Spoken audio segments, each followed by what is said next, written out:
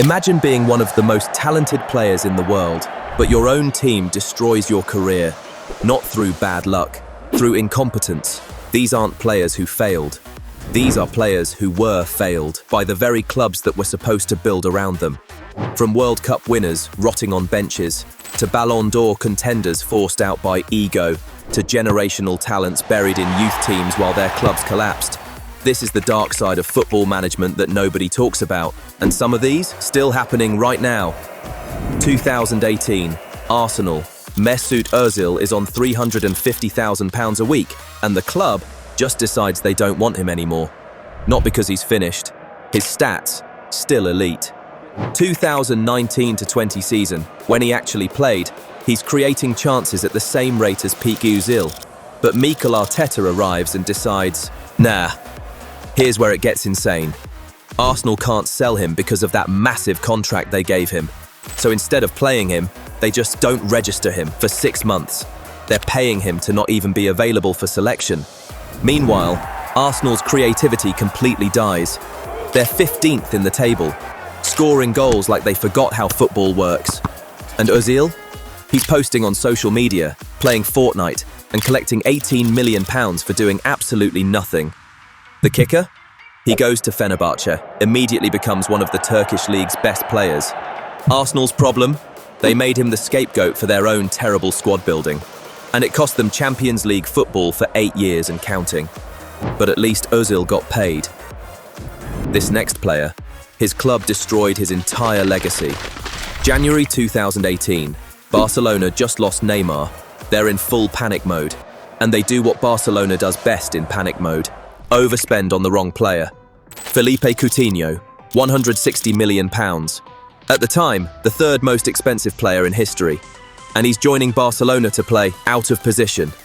Coutinho's a left winger or attacking mid who cuts inside. Barcelona already has Messi on the right doing that, and Suarez up top. So where do they play him? Left wing, where they need width. The one thing Coutinho doesn't provide. Valverde tries him in midfield. Doesn't work. He's not a controller. They try him left wing. He keeps drifting inside Messi's space. So Barcelona loaned him to Bayern Munich, where he proceeded to score 2 goals against Barcelona in the 8-2 humiliation. He literally celebrated against the team paying his wages. Barcelona eventually sells him for £20 million. They lost £122 million in 3 years, all because they bought a player with no plan for how to use him. That's not player failure. That's institutional incompetence. £73 million. 4 years of pursuing him. Manchester United finally gets their man, Jadon Sancho, one of Europe's most exciting wingers. 50 goals, 64 assists, terrorizing the Bundesliga. But at United, he looks like he's forgotten how to play football, and everyone blames Sancho. He's not ready, he's not physical enough, he's lost confidence. But here's what nobody talks about. United gave him 0 pre-season. They rushed him back from the Euros, threw him straight into games, no tactical prep. At Dortmund, he had overlapping fullbacks, quick combinations, and structured attacks. At United, Bruno's in his space, Ronaldo's demanding the ball. There are no patterns. He's being asked to do everything by himself in a dysfunctional system. Then Ten Hag publicly calls him out in the media. Sancho responds. And suddenly, he's sidelined. Sidelined from the squad for months. Meanwhile, United's attack remains terrible without him anyway. He eventually goes back to Dortmund on loan and immediately looks world-class again and helps them reach the Champions League final in 2024. Same player, different management. The club spent £73 million to destroy his confidence, then acted like it was his fault. 2006. Andriy Shevchenko is a Ballon d'Or winner. One of the deadliest strikers on the planet, 175 goals for AC Milan. Roman Abramovich personally forced Chelsea to buy him for £30 million. There's just one problem. Jose Mourinho doesn't want him. Mourinho wanted Didier Drogba as his lone striker, but Abramovich overrules him, buys Shevchenko anyway as his marquee signing, and Mourinho, he never backs him. Shevchenko's a poacher who needs service, but he's isolated, barely gets opportunities. And when he does play, Mourinho publicly criticizes him. 9 goals in 48 games. The media destroyed him. Fans turn on him. But it's not his fault. It's a manager waging psychological warfare against an owner's signing. The proof? When Mourinho leaves, Shevchenko's form immediately improves under different management. Then he goes back to Dynamo Kyiv and starts banging in goals again. A Ballon d'Or winner doesn't just forget how to play. He was mismanaged from day one by a manager who never wanted him, and Chelsea wasted £30 million to prove a point. After losing Neymar, Barcelona panic buys again. £135 million. Ousmane Dembélé, 20 years old, one of the fastest, most talented wingers in world football. And Barcelona immediately breaks him. Hamstring, thigh, hamstring again, ankle, hamstring again. 5 years of constant injuries, and everyone blames Dembélé's lifestyle. But here's the truth that came out later. Barcelona's medical team was terrible, like genuinely one of the worst in elite football. Players were being rushed back from injuries too early. Training methods were outdated. Recovery protocols were a joke. Piqué, Fati, Araujo, all suffering repeated muscle injuries under the same medical staff. And Dembélé, after finally leaving Barcelona for PSG in 2023, suddenly healthy, playing 40-plus games a season, looking like the player they paid £135 million for. Barcelona spent 6 years blaming a player for their own institutional failures, and it destroyed what should have been a generational talent's prime years. January 2018. Manchester United pulls off the coup of the season. They hijack Manchester City's move for Alexis Sanchez, one of the Premier League's best players, and they give him £560,000 per week. Arsenal gets Mkhitaryan in exchange. Everyone thinks United has won, and then it all collapses. 3 goals in 32 games. He looks finished, slow, uninterested. But here's what really happened. United destroyed the wage structure. Sanchez was a left winger who needed freedom to roam.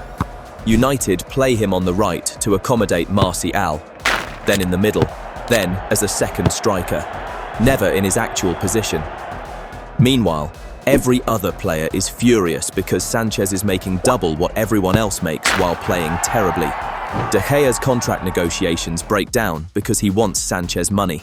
United eventually loaned him to Inter Milan and had to pay 50% of his wages. They're literally paying him to play for another club. He ends up costing United £94 million in fees and wages for 5 goals. At Inter, under competent management, he wins Serie A looks revitalized. United didn't just mismanage Sanchez, they destroyed their entire wage structure and team chemistry for one panic signing that made zero tactical sense. 2009. Kaká is the reigning Ballon d'Or winner, the best player in the world, and Real Madrid pay £56 million, a record fee, to bring him to the Bernabeu. At Milan, he's untouchable. Grace, power, goals, the complete attacking midfielder. Real Madrid are building their new Galactico era around him. And then, they sign Cristiano Ronaldo for even more money in the same position. Suddenly, Kaká isn't the main man. He's competing with Ronaldo, Benzema and Higuain for the same spaces. Pellegrini tries to fit them all in. Doesn't work. Mourinho arrives and limits his minutes.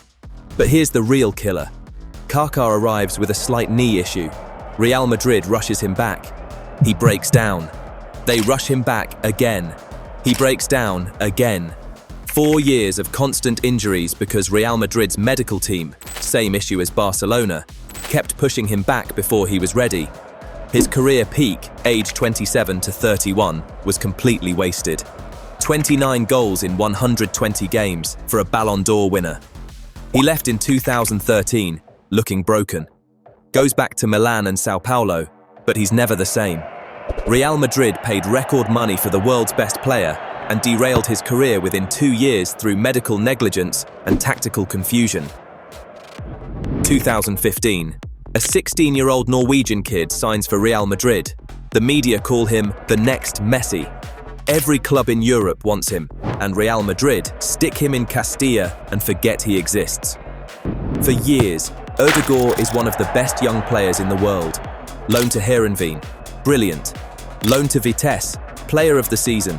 Loaned to Real Sociedad, one of La Liga's best midfielders. And Real Madrid just keep loaning him, never give him a real chance. Meanwhile, their midfield is aging. Modric is 34, Kroos is declining. They need him. 2020, Ødegaard finally gets a chance under Zidane. Plays well in limited minutes. Then Zidane just freezes him out and doesn't explain why. So in 2021, he left for Arsenal for just £30 million. And what does he do? Becomes Arsenal's captain, their best player. Leads them to back-to-back title challenges. Becomes one of the Premier League's elite playmakers. Meanwhile, Real Madrid spent the next few years desperately trying to sign a creative midfielder. The exact role Ødegaard plays. They literally developed the perfect player for their needs and gave him away because of managerial ego. 2003 to 2006. Ronaldinho isn't just the best player in the world, he's a phenomenon. 2 league titles, Champions League, Ballon d'Or, he's untouchable. And Barcelona's management, they let him do whatever he wants. Late to training, no problem. Partying until 4 a.m, that's just Ronaldinho.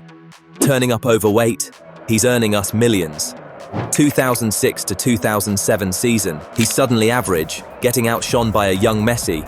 2007 to 2008, he's actively bad, overweight, slow, making basic mistakes. And here's the thing, Barcelona let this happen. They enabled him for years because he was making them money. No discipline, no fitness standards. They sacrificed 2 years of his prime because they were too afraid to manage him. By the time they sell him to AC Milan in 2008, he's 28 years old, should be entering his prime. Instead, his play had already declined. Ronaldinho should have retired with 3 to 4 Ballon d'Ors, should have been in the GOAT conversation. Instead, Barcelona's negligent management turned him from the world's best player to a cautionary tale in less than 2 years. That's not a player failing. That's a club failing its greatest asset. Which mismanaged player hurt the most? Let me know in the comments. And if you want more football deep dives exposing the truth behind the beautiful game, subscribe to Pitch Archives. New videos every week. I'll see you in the next one.